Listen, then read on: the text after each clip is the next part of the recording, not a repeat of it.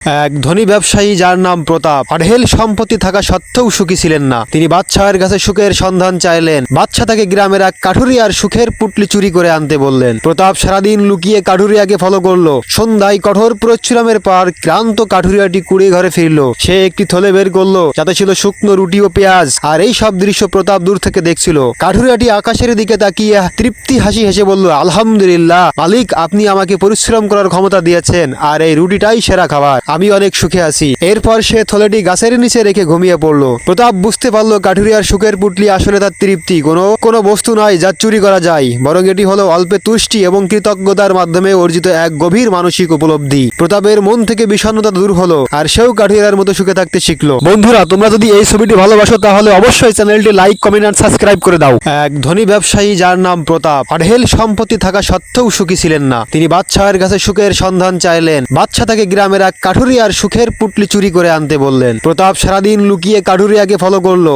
সন্ধ্যায় কঠোর পরিশ্রমের পর ক্লান্ত কাঠুরিয়াটি কুড়িয়ে ঘরে ফিরল। সে একটি থলে বের করলো, যাতে ছিল শুকনো রুটি ও পেঁয়াজ। আর এই সব দৃশ্য প্রতাপ দূর থেকে দেখছিল। কাঠুরিয়াটি আকাশের দিকে তাকিয়ে তৃপ্তি হাসি হেসে বলল, আলহামদুলিল্লাহ মালিক, আপনি আমাকে পরিশ্রম করার ক্ষমতা দিয়েছেন, আর এই রুটিটাই সেরা খাবার। আমি অনেক সুখে আছি। এরপর সে থলেটি গাছের নিচে রেখে ঘুমিয়ে পড়ল। প্রতাপ বুঝতে পারলো কাঠুরিয়ার সুখের পুটলি আসলে তার তৃপ্তি কোনো বস্তু নয় যা চুরি করা যায়, বরং এটি হলো অল্পে তুষ্টি এবং কৃতজ্ঞতার মাধ্যমে অর্জিত এক গভীর মানসিক উপলব্ধি। প্রতাপের মন থেকে বিষণ্ণতা দূর হলো, আর সেও কাঠুরিয়ার মতো সুখে থাকতে শিখলো। বন্ধুরা, তোমরা যদি এই ছবিটি ভালোবাসো তাহলে অবশ্যই চ্যানেলটি লাইক, কমেন্ট আর সাবস্ক্রাইব করে দাও।